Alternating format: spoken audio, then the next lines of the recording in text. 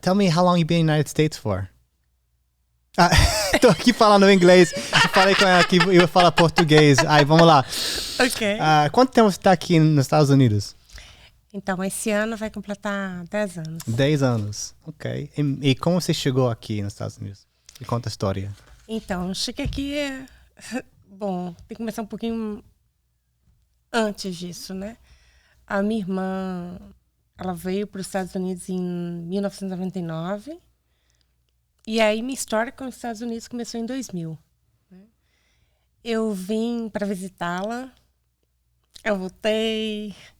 Aí eu vim de novo em 2003, passei um pouquinho mais, voltei. Depois eu voltei em 2009.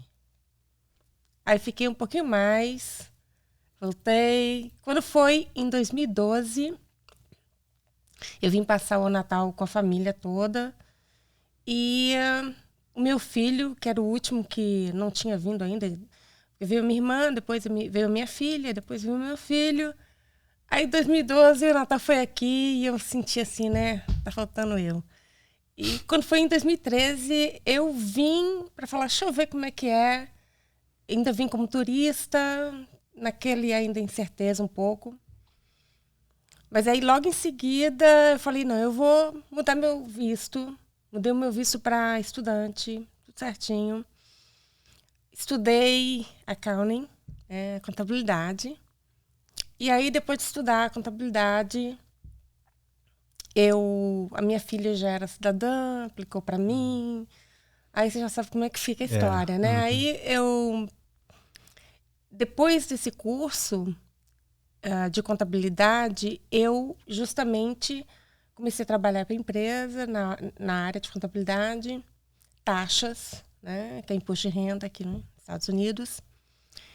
E aí... Logo em seguida, assim, uma coisa muito interessante aconteceu. Para mim, eu ainda estava trabalhando numa empresa de taxas aqui, grande. E uma brasileira, na verdade, ela me pediu ajuda porque ela submeteu isso e eu não sei nem como é que ela me achou, mas ela me achou. E aí eu não podia me sentir tolhida, porque eu estava trabalhando nessa empresa grande, taxas, e eu não podia realmente. E eu falei, as pessoas precisam de ajuda. Né? Esse foi o primeiro sentimento. E aí eu comecei a abrir minha empresa. Apesar que eu abri em 2016, a empresa só realmente eu consegui ter a primeira tax season, né, a época de taxas, em 2017. Porque o primeiro ano foi para organizar, pegar licença, aquele negócio todo. E fiz alguns trabalhinhos de já contabilidade e tal, mas mais 2016 eu diria que foi um ano de organização. Né? E olha que eu já arrumei a história, já fui embora, né?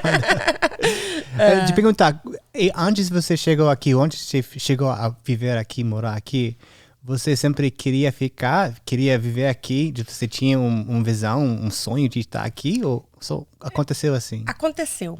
Na verdade, eu não tinha esse sonho, tanto é que foi idas e vindas. Eu vinha para passear, para visitar minha irmã mais no início, né, Cláudia. E aí, o que aconteceu? Eu, toda vez que vinha, o inglês falava assim, meu Deus, não. Eu ficava muito feliz quando eu chegava no Brasil e eu ia falar português. Ai, cheguei no Brasil. Então, não era bem assim um sonho de ficar, mas quando eu vi todo mundo veio... E eu fiquei lá e meu coração veio pra cá, né? Então, aí, em 2013, é que eu senti a vontade... Depois, mesmo assim, que eu fiz essa... Eu já estava aqui. Aí foi batendo a vontade de ficar. E você veio para qual parte para visitar? San Diego? San Diego. E outras partes já visitou também? Agora sim, né? Mas, na época, eu vinha... diretamente para San Diego. Você chegou certo. Essa aqui é muitos brasileiros chegam para San Diego e também tem outra parte grande que vai para Miami, né? Flórida. Eu não conheci Miami. Já foi para Miami? Miami exatamente não. Eu conheço Orlando. Ok. Mas eu fui também porque a minha filha na época foi trabalhar lá e eu tenho que visitar, né? O negócio eu vou visitar. Eu fui a Orlando visitar, mas não Miami, não. E como você achou a comida aqui? Qual a sua comida preferida quando você chegou aqui? Como você achou? Você gostou? Você conseguiu? Porque às vezes é difícil acostumar um novo dieta. Na verdade, assim, eu sou de Minas, né? Eu sou de Belo Horizonte. Então, assim, comida mineira no Brasil, quem conhece já vai te falar assim, é quase insubstituível. E aqui, eu acho que porque aqui tem uma diversidade de culturas. Então, qualquer comida dos Estados Unidos é o quê? Hambúrguer? Né? Com French fries? A gente não tem de nacional, né? Apesar que eu adoro French fries, né? A batata frita. Então, se você me perguntar a minha preferida comida daqui, acho que seria batata frita. Boa. A gente não tem uma comida nacional e às vezes o problema da comida aqui é que tem muitas opções. Isso. É demais. Mas no Brasil sempre tem, é mais simples, mas você sabe que, né, você vai para... Eu sinto muita falta de comida de quilo a quilo, né, porque você pode pegar à vontade, escolher. Aqui não tem muito isso. Não. E muito aqui tem muita coisa gordurosa, grande, né, tem de muita cultura também, então às vezes você não sabe exatamente o que pegar. Eu também caio nisso, fica difícil de... Mas quando eu estava no Brasil, foi muito fácil de achar um prato feito arroz, feijão e carne, né? Mas aqui quase nem tem isso. Aqui tem alguns restaurantes brasileiros. Brasileiros, né? Exatamente. Às vezes eu vou. Então, assim, tem as opções, né? E qual música brasileira você gosta de escutar? Nossa, assim, eu sou super eclética, mas MPB, né? Alguns artistas, eu sou péssima com o nome de artista. MPB é o nome de artista? MPB é uma linha de música, digamos assim, música popular brasileira. Ah, tá. Mas aí você tem Marisa Monte, você tem Gonzaguinha, você vai ter Lulu Santos, né? Você tem um monte de artistas nessa linha. Então, a minha preferida, mas eu gosto de muita coisa. Quem morou em Recife gosta de forró, né? Quem morou eu morei muito tempo em Recife, então fiquei muito eclética. Uma das coisas que eu amei mais quando eu estava no Brasil era a música. Eu tô sempre achando uma coisa nova que eu amo, que gosto. Mesmo para quem não conhece português ou a cultura, tem como adorar a música do Brasil. Esses dias eu estou ainda achando bandas e músicas que gosto, mais pop mesmo. Uma banda se chama Lagum, outro Gilson, outro aquele Jovem Dionísio. Tem muita coisa aí. Aí tem os antigos que adorei. A gente tocou no nosso casamento até Djavan. Eu achei Djavan, aquela música Samurai. Muito boa. Muito bom. Muito boa. Samurai é muito boa. É muito bom. Ele fez música com Ray Charles e Seu Jorge. Muito músico brasileiro aqui, é muito ótimo. E você está ainda escutando música brasileira ou você escuta música americana também? Você escuta rádio aqui ou não muito? Eu escuto Shopify. Spotify. Shopify na minha área, eu já tô né? Spotify. Também. Exatamente. Então, eu tenho os meus canais lá, né? Montei minhas listas lá.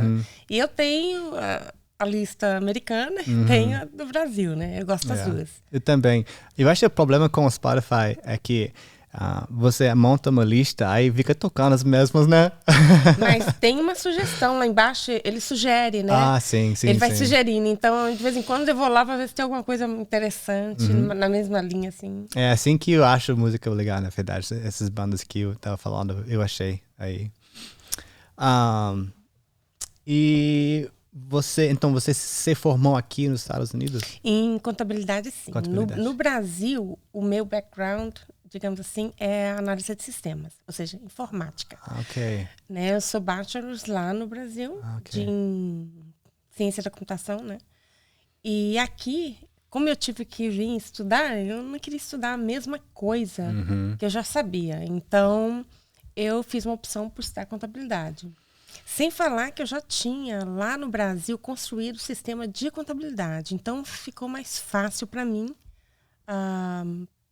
partir para essa área. Mas foi assim, ocasional. Não foi nada que eu programei, agora eu quero aprender contabilidade. Não, porque você sabe, quando a gente vem para cá, se você quer ficar legal, então você vai fazer o quê? Você vai fazer... Como eu pedi a mudança para o visto de estudante, eu tive que fazer uma opção para estudar alguma coisa. Então, a minha opção foi contabilidade.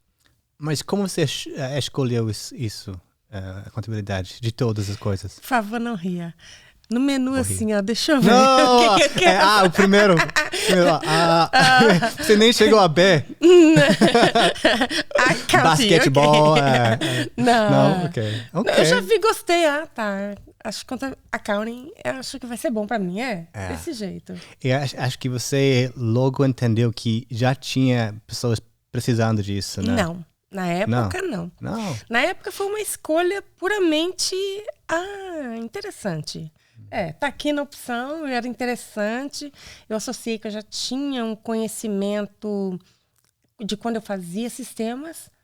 Então, eu falei, tá bom pra mim essa opção aqui. E era um bachelor's que você ganhou? Não, na verdade, quando eu comecei a fazer accounting, eu fiz um certificate. Porque você aproveita o bachelor's que você já tem no Brasil. Então, a licença que você pegou, você é CPA? Não. Agora? Ok, você faz o... Accountant. Accountant, ok. É um certificate em accounting. Então, você...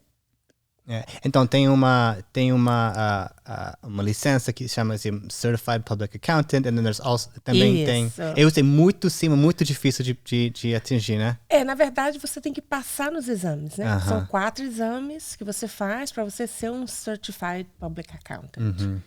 E qual a diferença entre isso e o que você faz? Na prática, nenhuma. A diferença é a licença, né? Se você é um CPA, um Certified Public Account, você passou nesses 4 testes, então você pode advertir que você é um CPA. Se você não é, você estudou accounting e formou em accounting. Se você nem estudou accounting, você pode ter conhecimento só de ser um bookkeeper, né? Então, digamos... Mas na prática... entre accounting e CPA, é basicamente a licença de CPA. E como foi estudar em inglês? Desafio, né? Desafio. Porque tudo em inglês. Tudo em inglês. Ninguém simpaticou porque você não fala inglês. Vou um pouco mais devagar para ela. Vou dar mais tempo para ela porque ela não fala muito bem, não, né? Não. Você estava lá com todo mundo. Sim. Lendo em inglês e tudo, né? Sim. E como foi? Difícil, desafio. Né? Eu diria desafio. Agora eu gosto, né? Desafios. Eu acho que eles te fazem crescer, né? E como qualquer desafio, olha, foi muito engraçado porque eu queria fazer inglês. Eu falei assim, é mais fácil, né? E quando eu fui fazer a prova para ver qual nível que estava, o professor falou, não, você vai fazer outra coisa. Não vai fazer inglês. Como assim? A prova de inglês? Inglês. Por quê? Porque eu pelo menos, como eu venho de um background de computação, você aprende o inglês escrito muito melhor do que eu falado, né? Então, e outra, que antes de eu vir para os Estados Unidos, eu trabalhava numa multinacional lá no Brasil, que era a Huawei, e dentro da organização, todos os e-mails já eram em inglês, então tem muita coisa que me ajudou nisso aí. Só que o inglês falado era muito diferente do inglês que você sabia, entendeu? Então, mesmo assim, estudar accounting aqui foi um desafio. Né? E foi um desafio que eu tive que vencer a língua e a matéria. Né? Mas foi bom. Nas aulas você tinha que socializar e comunicar e interagir com os outros alunos, ou era mais particular, tipo, você vai lá, você vai para casa estudar, ou você tinha que interagir com os outros alunos muito? Tem que interagir. Até porque tem trabalhos em grupos, né? Tem que interagir. Fazia do jeito que dava, né? E você chegou a um momento de quase desistir? Não. Ou você era sempre um desafio que você sabia que ia? Não era opção desistir, não. Né? Tinha coisas mais importantes do que realmente o accounting ali. Era o que tinha para fazer. Então, você vai fazer. E o que te motivou para ficar continuando mesmo? Quais são os motivos maiores na época? Família. Tá aqui perto da família. Acho que isso era um grande motivo para mim. Esse foi, digamos assim, o motivo inicial, né? Onde o seu coração tá, provavelmente você vai estar. Então, meu maior motivo, meu incentivo inicial, digamos que foi a minha família aqui. E fala para mim como foi para começar a empresa. E quando você começou você se formou e você podia ficar no trabalho, né, ganhando salário, mas você resolveu entrar mais risco e para começar a sua própria empresa, né? Exato. Então, a motivação veio daquela historinha que eu já te contei aqui, que foi uma brasileira que me pediu ajuda e eu não me sentia muito confortável dentro da empresa para estar ajudando as pessoas de fora. Então eu falei, eu vou colocar minha empresa. E no início é muito difícil, porque qualquer empresário, né, qualquer empreendedor que é pequeno, que não tem dinheiro, que, né, aí é difícil, realmente é muito difícil no início. Quando eu comecei a minha empresa, eu comecei dentro do apartamento de um quarto que eu morava, né, com a mesinha lá, computador. E a única coisa que eu acho assim, que foi muito positiva, é que eu sou muito organizada. É meu. Então, eu me organizei, né, e fui crescendo organicamente. Diria o seguinte para você. Então, foi muito difícil. O primeiro ano foi super devagar, né? E aí você pergunta, e pensou em desistir? Não pensei, é uma coisa que eu adoro fazer. Então você vai fazendo. Quando você vê, já acabou o ano, já começou o outro, entendeu? Você está envolvido, você está... As pessoas ali te procurando. Ai, me ajuda aqui, faz isso, como é que eu faço? Então você vai... Bom. E você já tinha seu primeiro cliente quando você começou? Não tinha. Você não tinha nenhum cliente, você fala, eu vou fazer um negócio. Bom, aí você tinha que procurar seu primeiro cliente, assim? Na verdade, o que aconteceu?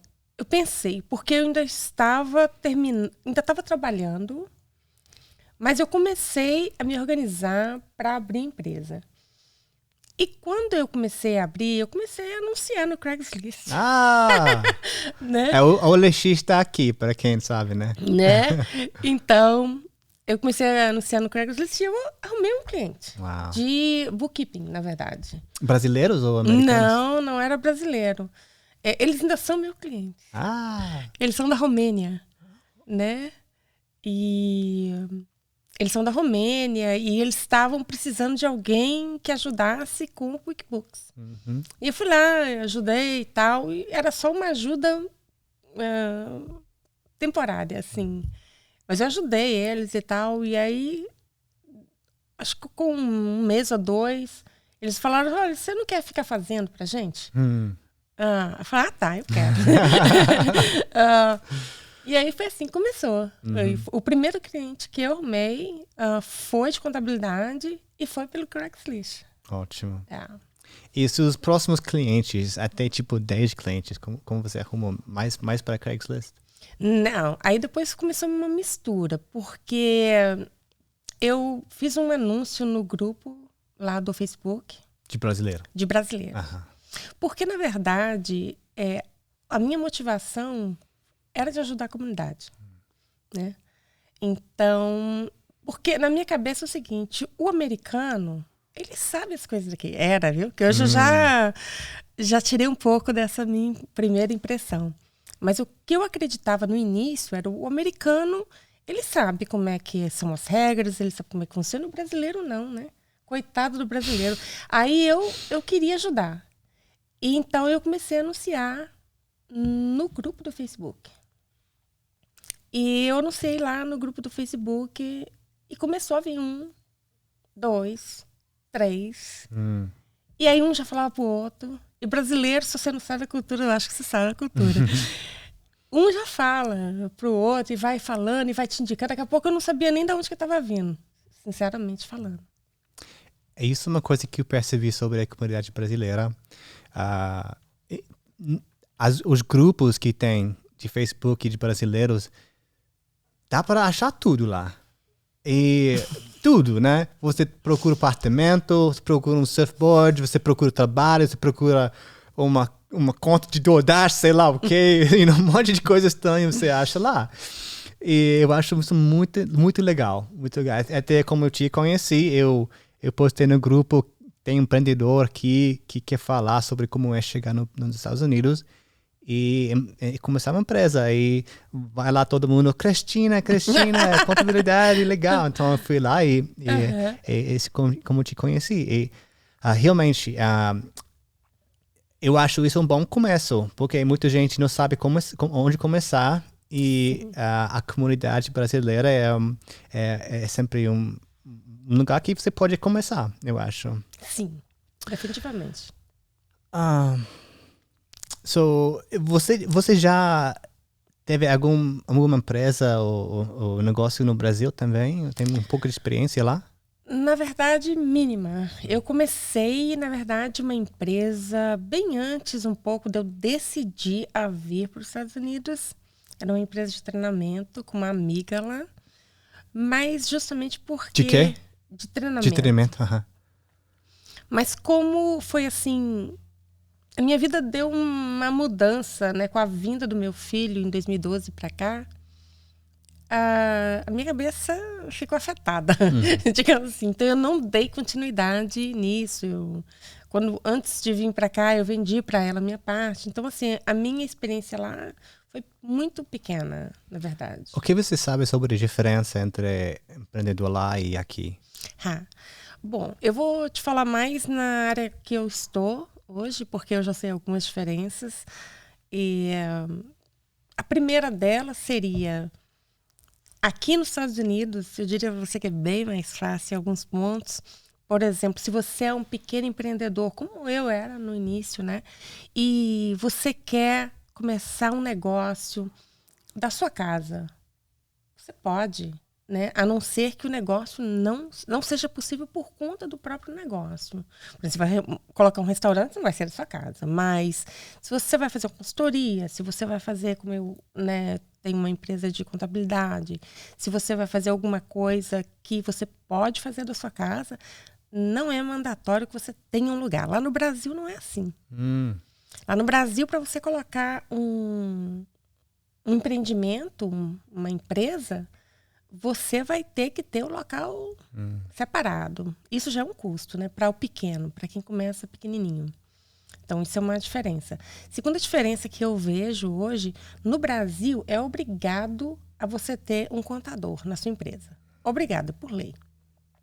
Aqui, não é obrigado. Só que as pessoas sofrem com isso. Quando eu for fazer imposto de renda, é que eu vejo, meu Deus, essa pessoa realmente precisa de ajuda. Então, ela sofre porque ela não tem os relatórios financeiros, né, adequados.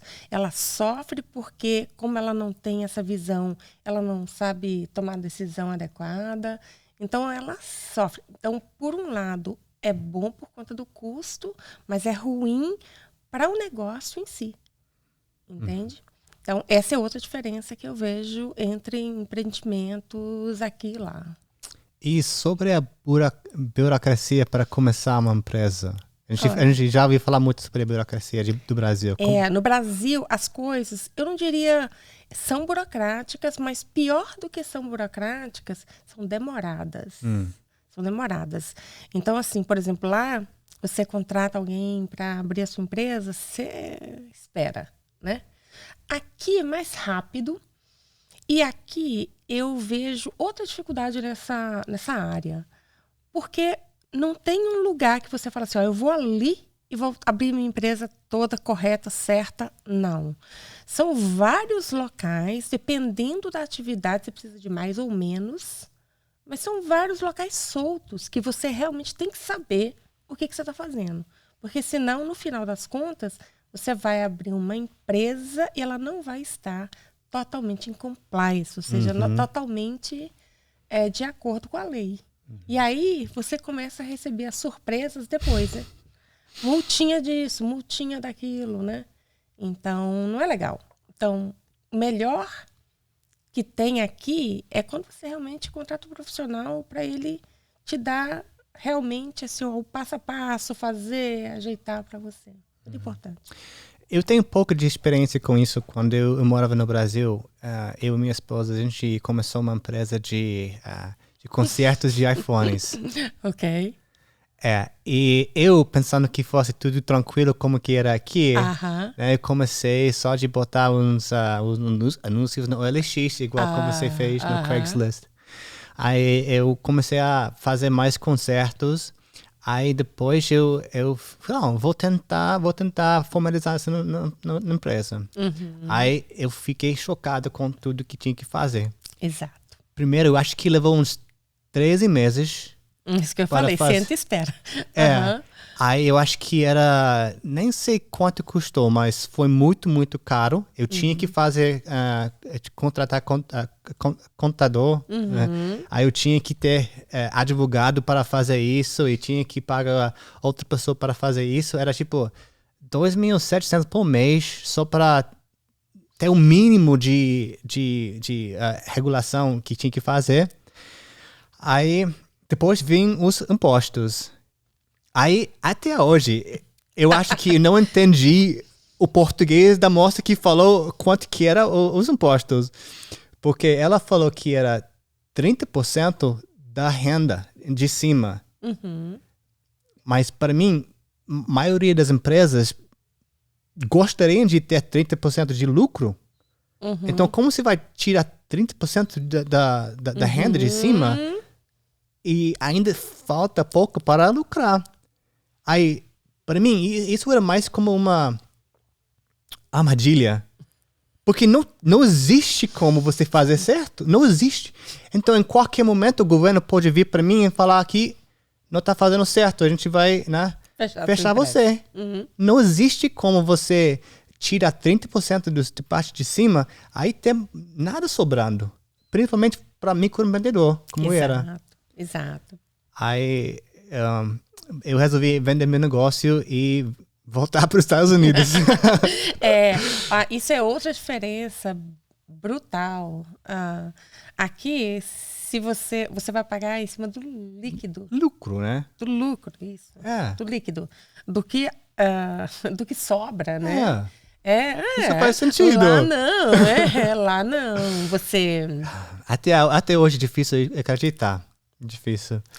Mas tem gente que faz, né? Não sei como, mas eu acho para quem faz, isso mostra o espírito guerreiro do brasileiro, né? Porque você tem que realmente querer aquilo. Sim.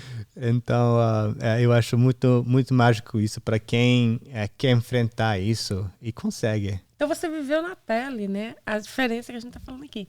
Exatamente. O problema maior não é a burocracia. Existe a burocracia, mas o problema maior para mim é o tempo. Você espera. E imposto, com certeza, né? Você é taxado. Quase na hora de fechar, mas eu queria te perguntar mais algumas coisas. Okay. Você tem alguma dica, alguma palavra para quem quer começar uma empresa, um brasileiro que quer começar, tem um sonho de vir para cá e começar uma empresa, negócio? Bom, para esse brasileiro que vai vir para cá, né, que está no Brasil, em outro lugar que vai vir para cá, a primeira coisa é saber as regras, né? Para você saber exatamente onde que você está entrando, você tem que saber a regra do jogo. Então, primeiro se familiarizar como é que funciona, não só o sistema de imigração, como o sistema, né, fiscal, né, que é da Receita Federal Americana, que é o IRS. Como é que funciona isso? Onde é que eu vou fazer? Qual é o meu plano? E se organizar.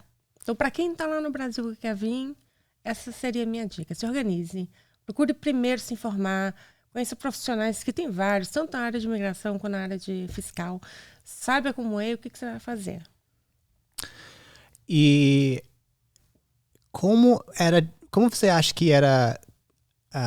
você acha que você tinha mais desafios como mulher, empreendedorismo mulher?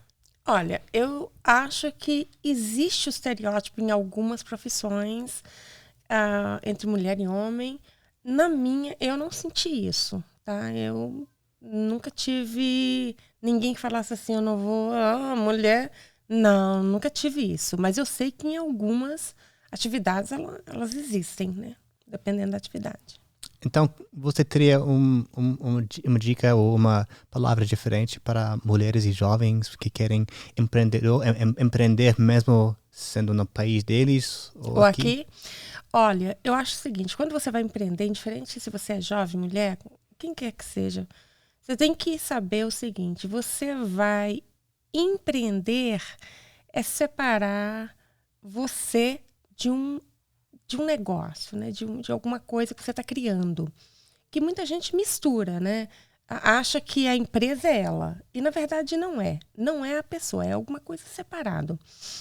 Então, lembra que você não é a pessoa, você não é a empresa, você é parte da empresa. E para essa empresa, para esse, né, seu baby ali crescer, e você tem que fazer o quê? Você tem que se organizar, você tem que planejar. E isso, a contabilidade, o planejamento tributário vai te ajudar para fazer isso.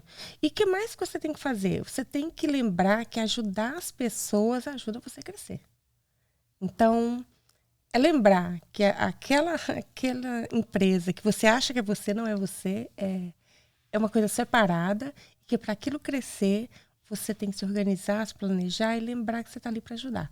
Essa é a minha dica para quem está começando. Ótimo. Cristina, muito obrigado.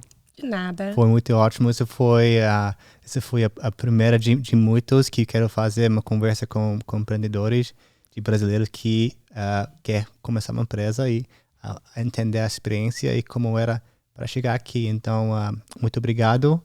E eu vou estar em contato com sua empresa daqui a pouco, porque eu estou precisando.